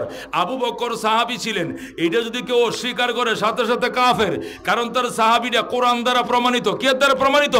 ইদিয়া ইয়াকুলু লিসাহিবিহি লা তাহজান ইন্নাল্লাহা মানা, ও আমার দোস্ত তুমি টেনশন করিও না, আল্লাহ আমগোর সাথে আছে, কাফেররা আমাদেরকে খুঁজে পাবে না। যখন আবু বকর আর নবী গুহার মধ্যে ছিলেন, তখন কাফেররা গুহার পাড়ে আইসা গেছিল, আইসা কয় এই নই তো কোন জায়গাটা আমাদের লুকাইছে রে, এই নিয়ে কই লুকাইছে। আবু বকর কো রসুল গোয়েরা তো আইসা গেছে, একটু নিচের দিকে খেয়াল করলে দেখবে। আল্লাহু আকবার। আল্লাহ তাড়াতাড়ি মাকড়সা দেজাল বুন্না দিছে, কবুতরে ডিম পাড়ছে, এরা নিচের দিকে তাকাইছে, রোদের মধ্যে ঝিলমিল করে ভিতরে দেখা যায় নাই। জোরে আল্লাহু আকবার। ওই সময় নবী বলছিলেন ইদিয়া কুলুলি সাহিবি, তখন তিনি তার সাথী আবু বকরকে বলেছিলেন সাহিবুন মানে সাহাবি। ওই সাহাবি শব্দটা কোরআনের মধ্যে আইছে, এই জন্য আবু বকরের সাহাবিয়ত কোরআন দ্বারা প্রমাণিত। এটাকে অস্বীকার করলে ডাইরেক্ট কাফের হয়ে যাবে। এই জন্য ইরানিদেরকে আমরা কাফের বলি কেন? ইরানিরা আবু বকর উমরে দেখতে পারে না, এরা আলীর আর উসমানরে খুব দেখতে পারে, কিন্তু আবু বকর উমরকে নবীর দুশ্মন কয়। জোরে কর নাউজুবিল্লাহ। এই জন্য ইরানরে আমরা বলি কাফের। আমরা তো খুব কোন করে ইরান বিরাট মুসলমান, অক্কবারে ইসরায়েলকে শেষ করে লইব, উমুক করে আলবো, ফুটাই আলবো, খুব ফার্ম দেন ইরান জিন্দাবাদ, গুড়ার ডিম মেয়াট বাটপার আমেরিকা দালাল, কথা ঠিক না? এডি মুসলমানদের হাকি এডুল ফিলিস্তিনি যেটি মারতাছে এটি মুসলমান, অরিজিনাল মুসলমান। এই যে হিজবুল্লাহ যুদ্ধ করতেছে, লেবানন হিজবুল্লাহ যুদ্ধ করতেছে, লেবানের সৈনিকরা তো একটা গুলি করে না, একটা গুলি ফিরায় না। লেবানন সরকার আছে, রফিক হারিরি সুন্নি, আমাদের সুন্নি মুসলমান, এবং মুজাহিদ সুন্নি মুসলমান। যুদ্ধ হেরার সাথে চলতেছে, কাদের সাথে? হিজবুল্লাহর সাথে। হেরার সাথে ইরানের, এই ইসরায়েলের লাগালাগি আছে। ইরানে লেবাননের সরকার তো কিনা কিনা ইয়ানা ইয়া নয়, শিয়ানা সুন্নি। সুন্নি শিয়ার মধ্যে শিয়ারা হিন্দুর মতো, হিন্দু আরো নিকৃষ্ট কাফের শিয়ারা। আল্লাহ নবী সাল্লাল্লাহু আলাইহি ওয়াসাল্লাম রওজার জিয়ারত করতে আর আসে, নবী রওজারে সালাম দেয়া, সাথে আবু বকরটা, সাথে ওমর। আমরা তো সবাই নবীরে সালাম দেই, আসসালাতু ওয়াসসালামু আলাইকা রাসূলুল্লাহ, ইয়া হাবিবাল্লাহ, ইয়া খায়রা খালকিল্লাহ, ইয়া শাফিয়াল মুজনিবিন, ইয়া রাহমাতুল আলামিন। এটা সালাম দিতে আটটু সামনে দিকে এসে আবু বকরের, আসসালামু আলাইকা ইয়া আমিরুল মুমিনিন খলিফাতুল আউয়াল আবু বকর সিদ্দিক রাদিয়াল্লাহু তাআলা, আসসালামু আলাইকা ইয়া আমিরুল মুমিনিন ওমর ইবনে খাত্তাব। আবু বকরকে আমরা সালাম দেই, উমরকে সালাম দেই। শিয়ারা আবু বকরকে সালাম দেয় না, উমরের সালাম দেয় না, কয় কি লানাতুল্লাহ আলাইহিমা, কয় আল্লাহ লানত এরার উপরে, জোরে কোন নাউজুবিল্লাহ। নবী রওজার সামনে দাঁড়াইয়া রওজায় সালামটা দিয়া আবু বকর উমর উপরে লানত করে ফরেনতে বাইরে জায়গা। এরার লাগে আপনার হাগল হয়ে গেছেন, ইরান জিন্দাবাদ, কোরআন ডিম মিয়া, এটি বাটপার, এটি খালি যুদ্ধ জিন্দা রাহে, জিয়ায় রাহে। তা এর সাথে সৌদিও নাই, এর সাথে তুরস্কর এরদোগানও নাই, এদের সাথে কেউ নাই। শুধু খালি ওই যে কি মন্দের বালা এই হিসাবে কয়ার কলমা তো ভরে, এরা কলমা তোমার কলমার সাথে মিলতো না। আমরা বলি লা ইলাহা ইল্লাল্লাহ মুহাম্মাদুর রাসূলুল্লাহ, এটা আমাদের কালিমা, কতক্ষণ ঠিক কিনা? হেরা কয় এটা কালমা হয় না, হেরা কয় লা ইলাহা ইল্লাল্লাহ মুহাম্মাদুর রাসূলুল্লাহ আলী খলিফাতুল্লাহ বেলা ফসল, এটা বলি কলমা। লা ইলাহা ইল্লাল্লাহ মুহাম্মাদুর রাসূলুল্লাহ আলী খলিফাতুল্লাহ বেলা ফসল। বেলা ফসল মানে কি? নবীর পরে মাঝখানে কোনো ডিভাইডেড নাই, ডাইরেক্ট খলিফা আলী। আবু বকর বুয়া, ওমর বুয়া, নবীর পরে সহি হইল কে? আলী। এটা শিয়ারা বলে আবু বকর কি বুয়া, ওমর কি বুয়া, ওমর কি বুয়া, এরা বলে বুয়া, জোরে কর নাউজুবিল্লাহ। এই গল্পটি মৌলবীরা ওয়াজে করেও না, এই জন্য আপনারা কিছু জানেন না। হাত আরে না শুন খালি আপনারা ইরান জিন্দাবাদ, খুব পেলতাছে ইরানে, কুবাইয়া গুড়ার ডিম করতেছে মিয়া, এটি মরলে কি মারলে কি। এখন ইন্ডিয়ার মতো, এখন হিন্দুদের মতো কাফের ওরা, এখন হিন্দুদের মতো কাফের। শিয়া হিন্দু সেই বত্তর কাফের। আবু বকরকে যে লানত করে, উমরকে যে লানত করে, ইয়া আবার মুসলমান কেমনে হয়? কথা বাংলা বুঝেননি আপনারা? আবু বকরকে কেউ লানত করতে পারে? আল্লাহ নবী বলছেন, আমার পরে যদি কেউ নবী হইতো তাহলে উমর নবী হইতো। আমি যদি কাউকে বন্ধু বানাইতাম তাহলে আবু বকরকে বন্ধু বানাইতাম, কিন্তু আমার বন্ধু হইল আল্লাহ। জোরে কোন সুবহানাল্লাহ। নবী বলেন, আমার অবর্তমানে আমার যায় নামাজটা দাঁড়ানোর সাহস কে ওর নাই, আবু বকর সারা। নবী অসুস্থ ছিলেন, নামাজ পড়াইছে কে? আলী তো যায় নাই। আলী কো আমি হেন যায় নামাজে হইরে মরে যাইম গা কাঁপতে কাঁপতে। নবী যায় নামাজে আমি দাঁড়াইম, এই পাওয়ার আমার নাই। হযরত আবু বকর পারছে এই যায় নামাজে দাঁড়াইতে। নবী বলছেন, আমি জীবত তারে দিয়ে ইমামতি করাইছি, আমার এন্তেকালের পরে ইমাম আবু বকরই হবে, খলিফাতুল মুসলিমিন আবু বকরই হবে। যেরকম সুবহানাল্লাহ। এই জন্য দোস্ত এগুলো বুঝতে হবে, এগুলো জানতে হবে। না জানা না বুঝার কারণে আমরা এগুলো করি। সমস্ত সাহাবীর মধ্যে শ্রেষ্ঠ সাহাবীকে? 2 নম্বরে কে? ওমর। 3 নম্বরে উসমান, 4 নম্বরে আলী, 5 নম্বরে তলহা, 6 নম্বরে জুবায়ের, 7 নম্বরে সাদ ইবনে আবি ওয়াক্কাস, 8 নম্বরে সাঈদ ইবনে যায়েদ, 9 নম্বরে আব্দুর রহমান ইবনে আওফ, 10 নম্বরে আবু উবায়দা ইবনুল জাররাহ। জোরে কোন সুবহানাল্লাহ। সকল সাহাবীদের মধ্যে 10 জন সর্বশ্রেষ্ঠ। এদেরকে আশারে মুবাশশারা বলা হয়, জান্নাতের সুসংবাদ প্রাপ্ত সাহাবী বলা হয়। সকল 6 লক্ষ সাহাবীর মধ্যে এরা সর্বশ্রেষ্ঠ। জোরে কোন সুবহানাল্লাহ। এদের সিরিয়াল কারে দিয়ে শুরু? আবু বকরকে দিয়া। কারে দিয়ে শুরু? 1 নম্বর কে? আবু বকর। কোরআন দ্বারা প্রমাণিত আবু বকর সাহাবী। আর হের আইসে এনে কয় আবু বকর উপর লানত। জোরে কোন নাউজুবিল্লাহ। সর্বশ্রেষ্ঠ সাহাবীর মধ্যে 10 জন। এরপরে 2 নম্বর সিরিয়াল হলো বদরের 313 জন। বদরের কয়শো জন? 313 জন। 3 নম্বর সিরিয়াল হলো উহুদের 700 জন। উহুদের কয়শো জন? 700 জন। 4 নম্বরে সাহাবী হলো বায়াতুর রিজওয়ানের 1500 জন। কোন? বায়াতে রিজওয়ানের, হুদাইবিয়ার সন্ধির 1500 জন। এরপরে সিরিয়াল সাহাবী হলো আস-সাবিকুন আল-আউয়ালুনা মিনাল মুহাজিরিন ওয়াল আনসার। সর্বপ্রথম যারা কালমা গ্রহণ করছে আনসার মুহাজিররা, যারা নবীর হাতে কালমা পড়ছে, নবীর জীবদ্দশায় মারা গেছে, নবী তাদের জানাজার ইমামতি করছেন, এরা হইলো 5 নম্বর সিরিয়ালে। জোরে কোন সুবহানাল্লাহ। কেউ কেউ বলছেন সাবেকিন আউয়ালিন বলা হয় ওই সমস্ত সাহাবায়ে কেরাম যারা আল্লাহর নবীর সাথে মক্কার দিকে ফিরেও নামাজ পড়ছে, আবার বাইতুল মুকাদ্দাসের দিকে ফিরে নামাজ পড়ছে, যারা দুনু কিবলার দিকে ফিরে নামাজ পড়ছে, এই ভাগ্য যাদের তাদেরকে সাবেকিন আউয়ালিন বলা হয়। জোরে কোন সুবহানাল্লাহ। নারীদের মধ্যে সর্বশ্রেষ্ঠ সাহাবী হযরতে ফাতেমা। সর্বশ্রেষ্ঠ কে? নারী সাহাবীদের মধ্যে সর্বশ্রেষ্ঠ কে? নবী বলেন ফাতেমা তু সাইয়্যিদাতু নিসাই আহলিল জান্নাহ, ফাতেমা সমস্ত জান্নাতের মেয়েদের সরদার হবে। 2 নম্বরে হযরতে খাদিজা। 2 নম্বরে কে? নারী সাহাবীর মধ্যে 2 নম্বর মর্যাদা খাদিজা। নবী বললেন আমার খাদিজা ওই দিন জান্নাতের টিকিট পাইছে যেদিন বিকালবেলা সে মুসলমান হয়েছে, সকালে জান্নাতের টিকিট পাইছে। সুবহানাল্লাহ। খাদিজা মুসলমান আর আগেই জান্নাতের টিকিট পেয়ে গেছে।